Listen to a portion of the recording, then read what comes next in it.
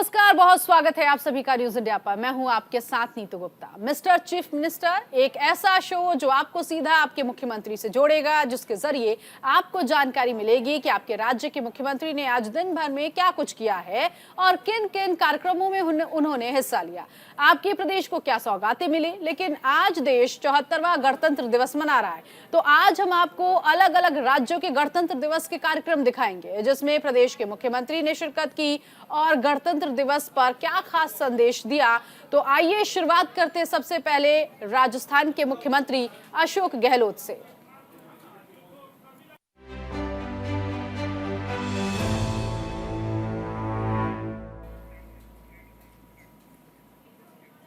तो देश भर में आज 74वां गणतंत्र दिवस हर्षोल्लास के साथ मनाया जा रहा है। इसी कड़ी में राजस्थान की राजधानी जयपुर में राज्य स्तरीय समारोह हुआ।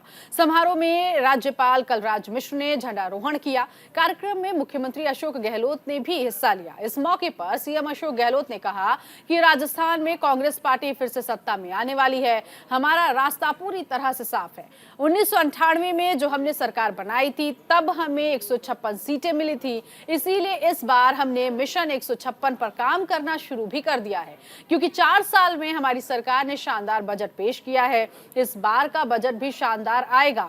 हम चाहते हैं कि राजस्थान को देश में नंबर 1 स्टेट बनाए। तो वहीं दूसरी तरफ सीएम गहलोत ने बीजेपी पर भी निशाना साधा। उन्होंने कहा कि 4 साल में विपक्ष पूरी तरह से फेल हो चुका है। उन्हें दिल्ली से बार बार डांट पड़ती है कि तुम क्या कर रहे हो। इसका जवाब बीजेपी का केंद्रीय नेतृत्व लगातार राजस्थान के नेताओं से पूछ रहा है। इसीलिए बार बार बीजेपी के राष्ट्रीय अध्यक्ष जेपी नड्डा राजस्थान आ रहे हैं। इससे पहले मुख्यमंत्री अशोक गहलोत ने सुबह करीब 7:30 बजे मुख्यमंत्री आवास पर तिरंगा फहराया।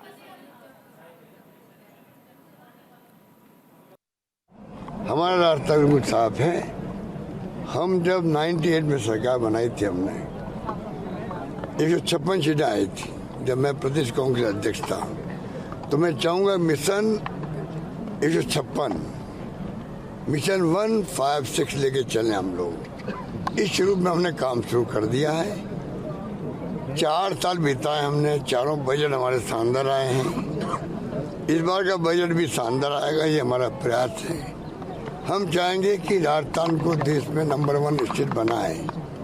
उसी दिशा में हम चल पड़े हैं। हमारी सारी योजनाएं वो योजनाएं जो आज के ही राज्य सरकार है, तो उनको हमसे बातचीत भी कर रही है, हमारे अधिकारियों से स्कीमें अपना रही है। हमारे फैसलों को वो खुद मानते हैं। इवन ग्रामीण ओलंपिक में हमने कराया तो सभी राज्य सरकारों ने उसको बहुत ही वेलकम किया।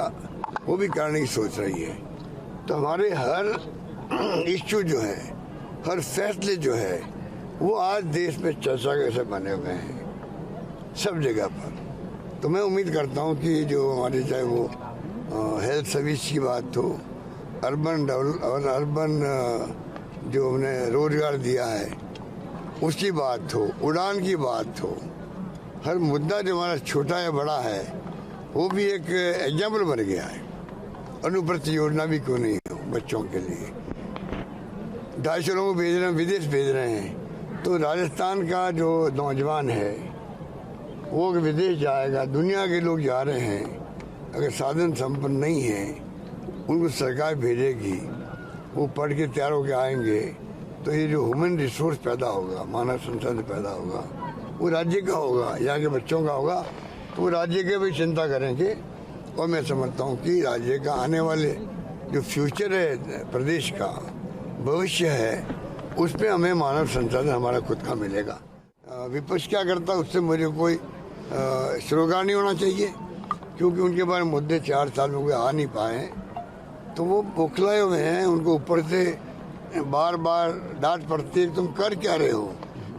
4 साल निकम्मापन क्यों दिखाया तुम लोगों ने, इसका जवाब उनका केंद्रीय नेतृत्व बार बार पूछ रहा है। इसलिए बाबा नड्डा साहब को आने की जरूरत पड़ती है। केंद्रीय के मंत्री या जो मंत्री आते हैं, जो भी आते हैं नेता लोग, उनको पूछते हैं, इनके बारे में जवाब नहीं रहता है। ये स्थिति है। और अब बात करते हैं छत्तीसगढ़ की, जहां पर जगदलपुर में प्रदेश के मुख्यमंत्री भूपेश बघेल ने गणतंत्र दिवस का त्योहार मनाया, लोगों को गणतंत्र दिवस की बधाई दी। इसके साथ ही सीएम भूपेश बघेल ने कई घोषणाएं भी की है और प्रदेश के विकास के लिए घोषणाएं की गई। सीएम ने कहा कि अगले साल वित्तीय वर्ष से बेरोजगारों को हर महीने बेरोजगारी से मुक्ति मिलेगी, उसका भत्ता दिया जाएगा। इसके साथ ही राजधानी रायपुर में एयरो सिटी का निर्माण किया जाएगा। इसके अलावा महिला और युवा वर्ग के लिए भी राज्य में बहुत से काम किए जाएंगे। और क्या मुख्यमंत्री भूपेश बघेल ने आगे कहा, आपको सुनवा देते हैं। पहले तो सबको गणतंत्र दिवस की बधाई, शुभकामना आप सबको, पूरे परिवार को और पूरे छत्तीसगढ़। और आज का दिन है जिन महापुरुषों ने देश को आज़ादी दिलाई, उनको नमन करने का। उन महापुरुषों को जिन्होंने संविधान का निर्माण किया और 26 जनवरी 1950 को लागू किया, तब से हमारा देश गणतंत्र है। मैं सबको इस अवसर पर प्रदेशवासियों को बधाई और शुभकामना देता हूँ। आज महत्वपूर्ण घोषणाओं में बजट में महंगाई भत्ता, वित्तीय वर्ष के बाद महंगाई भत्ता दिया जाएगा। उसी प्रकार से जो हमारे अनुसूचित क्षेत्र हैं, जो ब्लॉक हैं, उसमें पर्व मनाने के लिए प्रत्येक पंचायत को 10,000 रुपया दिया जाएगा। कौशल्या माता मंदिर में हर साल कौशल्या महोत्सव का आयोजन होगा।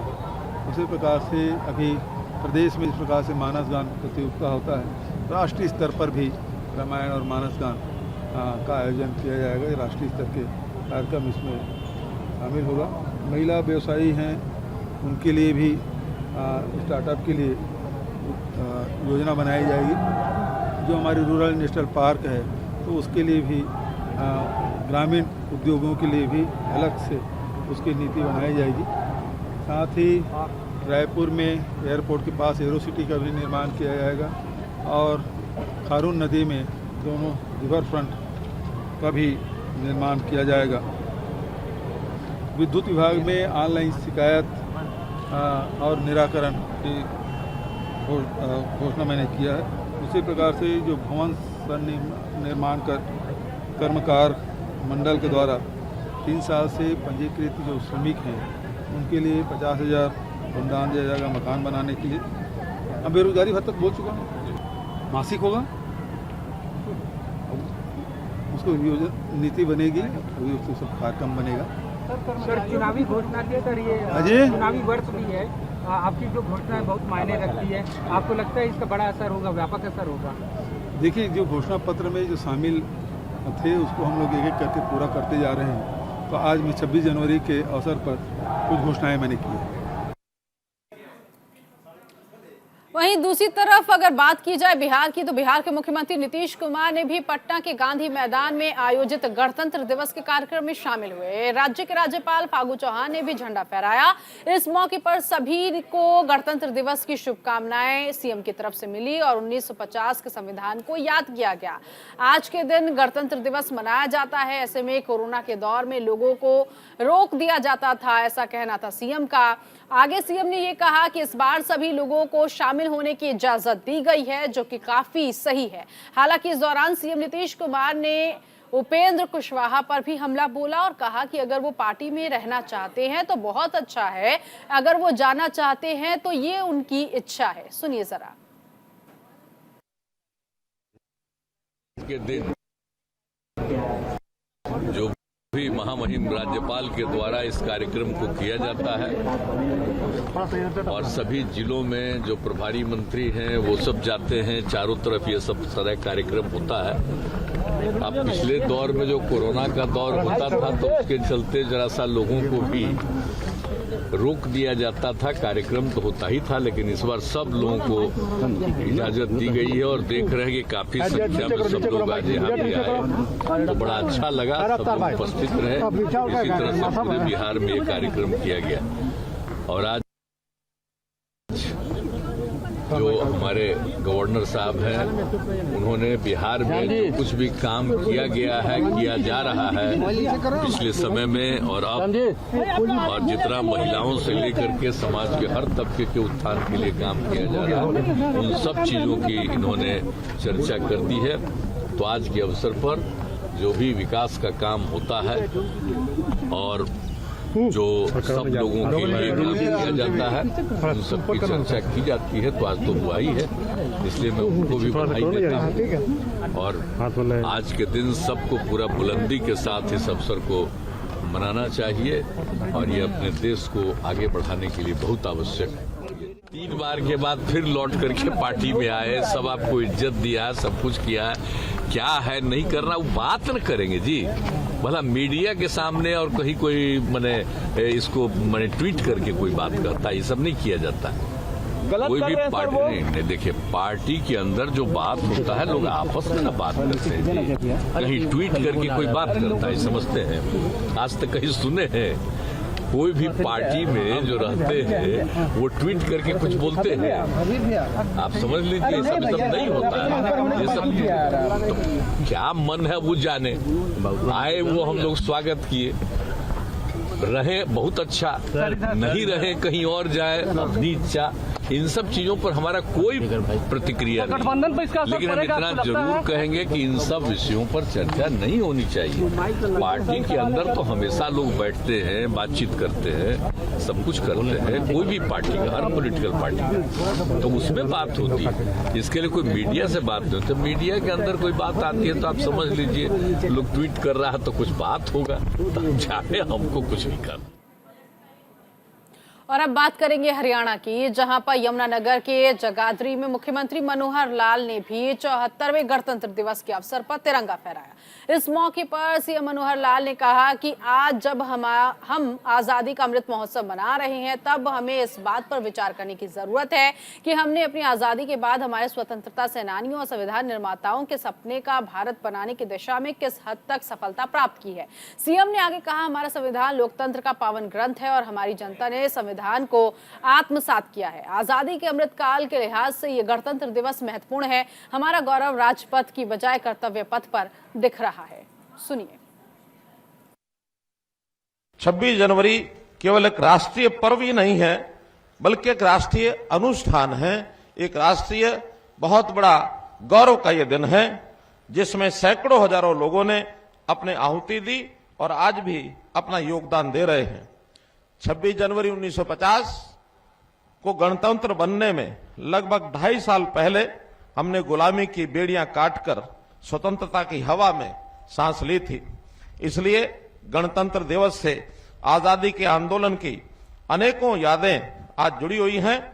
इस अवसर पर मैं उन सब अमर शहीदों, स्वतंत्रता सेनानियों को नमन करता हूं, जिनके महान त्याग और बलिदानों से हमने ये आजादी और स्वराज्य का बहुमूल्य उपहार लिया। मैं उन सब सैनिकों के प्रति भी कृतज्ञता व्यक्त करता हूं, जो दिन रात हर मौसम और हर हालात में देश की सीमाओं की मुस्तैदी से सुरक्षा कर रहे हैं। मुझे बड़े गौरव का अनुभव हो रहा है कि मुझे यमुना के किनारे आज ये जो जगाधरी में ध्वजारोहण का अवसर मिला है, ये तीर्थराज कपाल मोचन की भूमि है, जहां स्नान सब कर पापों से मुक्ति मिल जाती है।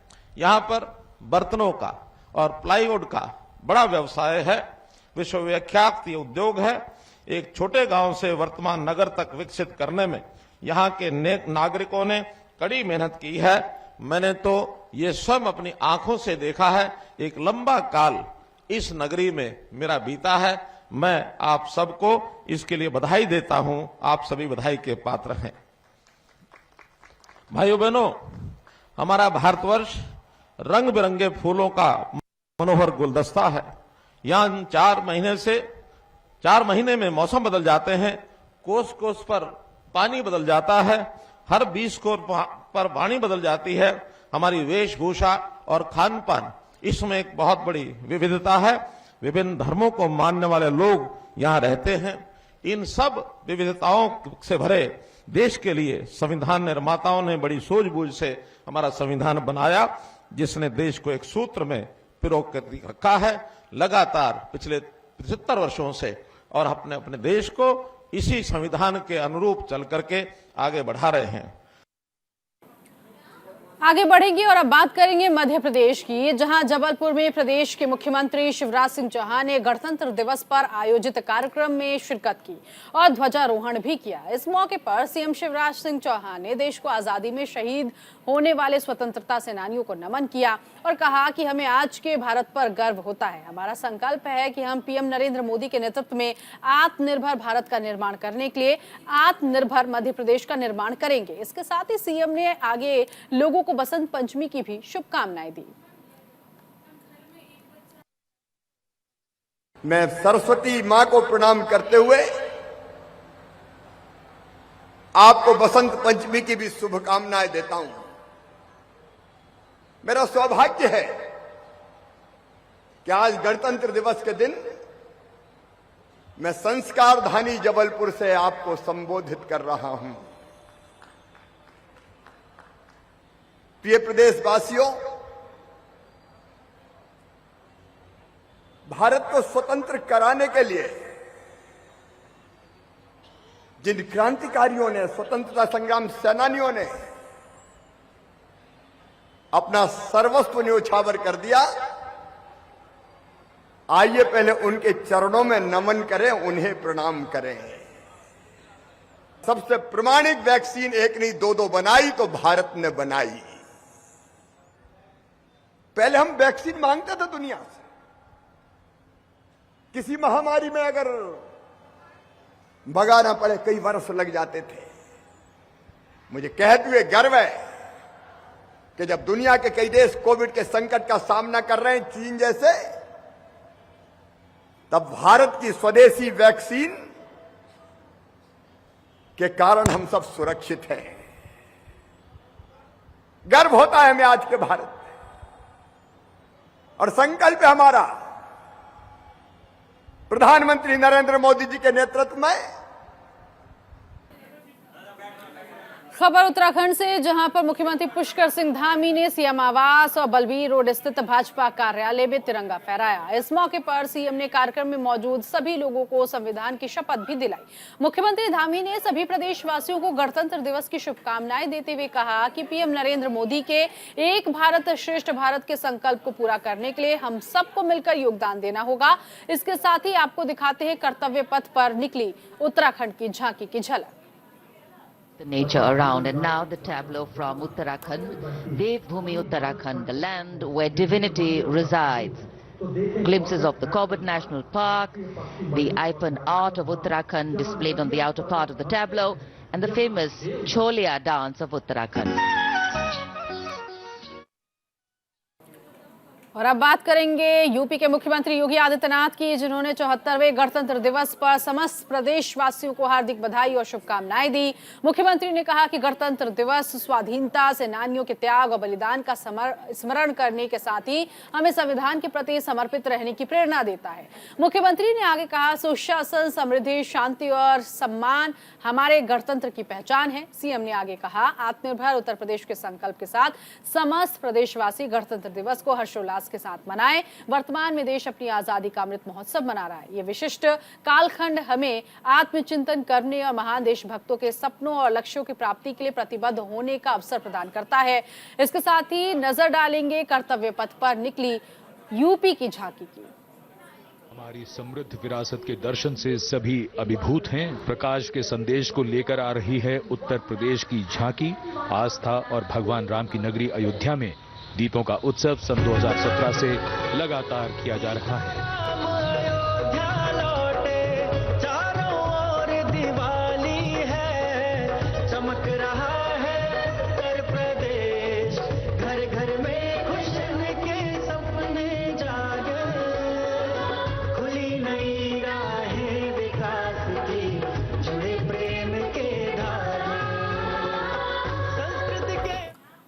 खबर पश्चिम बंगाल से है, जहां पर कड़ी सुरक्षा व्यवस्था के बीच 74वें गणतंत्र दिवस को मनाया गया। इस दौरान राज्यपाल सीवी आनंद बोस ने सीएम ममता बनर्जी की मौजूदगी में तिरंगा फहराया। समारोह में सेना ने परेड निकाली तो पुलिस, नौसेना और वायुसेना भी मौजूद रही। कार्यक्रम में नागरिकों और स्कूली छात्र भी शामिल हुए। समारोह में राज्यपाल सीवी आनंद बोस और ममता बनर्जी सहित अन्य लोगों के स्वागत के लिए हेलीकॉप्टर से फूल बरसाए गए। इस दौरान पश्चिम बंगाल में कई मंत्री भी आए थे। सीएम बनर्जी ने लोगों को संबोधित करते हुए कहा कि आइए संकल्प लेते हैं कि देश के संविधान में शामिल स्वतंत्रता, न्याय और समानता की रक्षा करेंगे। इसके अलावा आज कर्तव्य पथ पर भी 2 साल बाद पश्चिम बंगाल की झांकी दिखाएंगे आपको। दुर्गा पूजा।